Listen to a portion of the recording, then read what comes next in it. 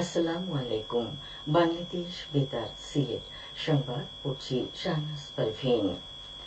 বিভিন্ন পর্যায়ে কর্মকর্তা কর্মচারী, নিয়মিত ও অনিয়মিত শিল্পীদের উদ্যোগে বৈষম্য বিরোধী মানববন্ধন কর্মসূচি ও সমাবেশ অনুষ্ঠিত হয়েছে গতকাল বাংলাদেশ বেতার সিলেট কেন্দ্রে।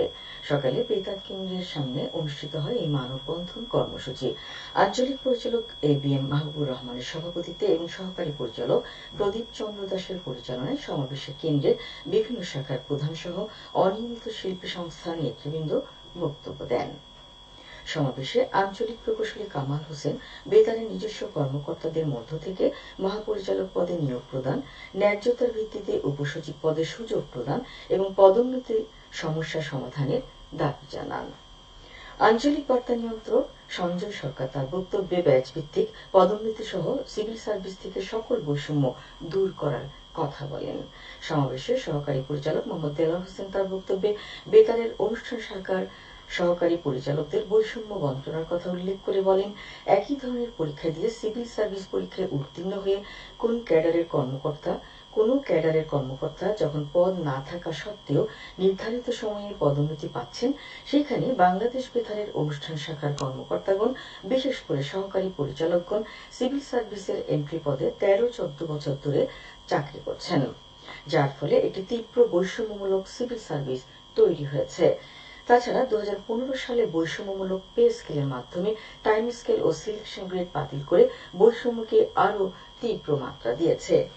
সমাবেশে তৃতীয় ও চতুর্থ শ্রেণীর কর্মচারীদের পক্ষে প্রধান সহকারী খবির উদ্দিন আকন এবং হিসাব রক্ষক হারুনুর রশিদ বৈষম্যহীন নতুন বেতন স্কেল প্রদান, নিয়োগ বিধির সংশোধন ক্রমে সচিবালয়ের ন্যায় পদোন্নতি প্রদানের মাধ্যমে কর্মক্ষেত্রে বৈষম্যমুক্ত পরিবেশ সৃষ্টির দাবি জানান। এছাড়াও অনিয়মিত শিল্পীদের পক্ষ থেকে অনিয়মিত শিল্পী সংস্থা সিলেটের সভাপতি আব্দুল হক খসরু তার বক্তব্যে অনিয়মিত শিল্পীদের চাকরি স্থায়ী করার দাবি জানান। সমাবেশে সভাপতির বক্তব্যে বাংলাদেশ বেতার সিলেট কেন্দ্রের আঞ্চলিক পরিচালক ABM মাহবুবুর রহমান একটি বৈষম্যবিহীন বাংলাদেশ বিনির্মাণের লক্ষ্যে সিভিল সার্ভিসকে বৈষম্যমুক্ত করার কথা বলেন। তিনি নির্ধারিত সময়ে ব্যাচ ভিত্তিক পদোন্নতি, বাংলাদেশ বেতারের নিজস্ব কর্মকর্তাদের মধ্য থেকে মহাপরিচালক পদে নিয়োগ প্রদান এবং ক্যাডার সার্ভিসের ন্যূনতম 3য় গ্রেডে পদোন্নতি নিশ্চিত করার জন্য অন্তর্বর্তীকালীন সরকারের নিকট দাবি জানান। দেশের সব জেলা প্রশাসকদের প্রত্যাহার করা হয়েছে। পুরাতন জেলা প্রশাসক নিয়োগের নীতিমালা বাতিল করে নতুন নীতিমালা প্রণয়ন করা হচ্ছে মেধা, যোগ্যতা ও সততার ভিত্তিতে। গতকাল সুপিরিয়র সিলেকশন বোর্ড SSB এক সভায় এই সিদ্ধান্ত গ্রহণ করা হয়েছে। প্রতিবেদন অনুযায়ী নতুন নিয়োগ প্রক্রিয়ায় বাতিল করা হবে ফিট লিস্ট পদ্ধতি। নতুন জেলা প্রশাসক বাছাইয়ের ক্ষেত্রে SSB কে সহযোগিতা করবে BCS প্রশাসনের 24, 25 এবং 27 ব্যাচের প্রতিনিধিদের সমন্বয়ে গঠিত একটি বিশেষ কমিটি। স্থানীয় পর্যায়ে ভূমি অধিগ্রহণ প্রকল্প বাস্তবায়ন এবং আইন শৃঙ্খলা পরিস্থিতির দেখভাল সহ গুরুত্বপূর্ণ দায়িত্ব পালন করেন উপসচিব পদমর্যাদার মাঠ পর্যায়ে এসব কর্মকর্তা। প্রিন্ট ও ইলেকট্রনিক মিডিয়ার সাংবাদিকদের সঙ্গে সেনাবাহিনীর মতবিনিময় সভা অনুষ্ঠিত হয়েছে গতকাল হবিগঞ্জের শায়েস্তাগঞ্জে। উপজেলা সভাকক্ষে মতবিনিময় সভায় 6 বীর ব্রিগেড এর মেজর শাহীন আলম উপজেলার আইন শৃঙ্খলা নিয়ন্ত্রণে সকলের সহযোগিতা কামনা করেন।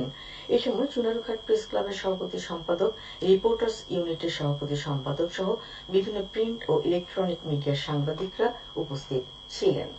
উপজেলায় সনাতন ধর্মাবলম্বীদের নিরাপত্তা প্রদান, চুরি, ডাকাতি ও শিল্পাঞ্চলের নিরাপত্তায় সেনাবাহিনীর অভিযান পরিচালনার উপর সভায় গুরুত্ব আরোপ করা হয়। সাবেক প্রবাসী কল্যাণ ও বৈদেশিক কর্মসংস্থান মন্ত্রী এবং সিলেট 4 আসনের সাবেক MP ইমরান আহমেদের বিরুদ্ধে অনুসন্ধান শুরু করেছে দুর্নীতি দমন কমিশন দুদক। আওয়ামী লীগের সাবেক 18 জন মন্ত্রী, প্রতিমন্ত্রী ও 23 জন সাবেক সংসদ সদস্য সহ মোট 41 জনের বিরুদ্ধে অনুসন্ধানের সিদ্ধান্ত নিয়েছে দুদক। এর মধ্যে রয়েছেন সাবেক বাণিজ্য মন্ত্রী টিপু মুন্সি, সাবেক স্বাস্থ্যমন্ত্রী জাহিদ মালেক, সাবেক জ্বালানি প্রতিমন্ত্রী নসরুল হামিদ বিপু, সাবেক সমাজ কল্যাণমন্ত্রী ডাক্তার দীপু মনি এবং সাবেক আইনমন্ত্রী আনিসুল হক সহ আরো অনেকেই। মৌলভীবাজারের শ্রীমঙ্গল সরকারি উচ্চ বিদ্যালয়ের 6 তলা একাডেমিক কাম প্রশাসনিক ভবন নির্মাণ কাজ এগিয়ে চলেছে। এতে ব্যয় হচ্ছে প্রায় 15 কোটি টাকা। এ পর্যন্ত কাজের 60% কাজ সম্পন্ন হয়েছে। শিক্ষা প্রকৌশল অধিদপ্তর এই প্রকল্প বাস্তবায়ন করছে।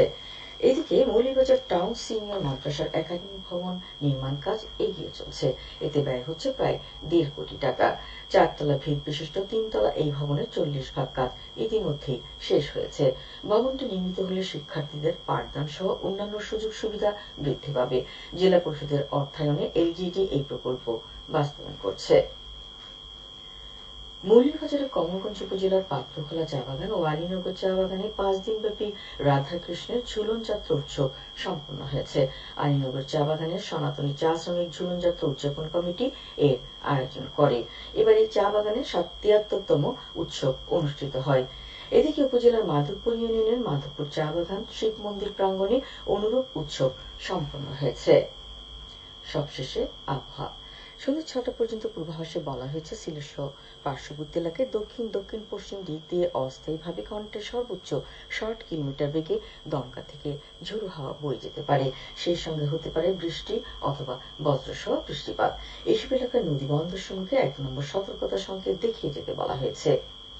আজ সিলেটে সূর্যোদয় হয়েছে সকাল ৫টা ২৮ মিনিটে এবং সূর্য অস্ত যাবে সন্ধ্যে ৬টা ২৩ মিনিটে। সংবাদ শেষ হইল। আমাদের পরবর্তী স্থানীয় সংবাদ প্রচারিত হবে বিকেল ৪টা ৩০ মিনিটে। বাংলাদেশ বেতার, সিলেট।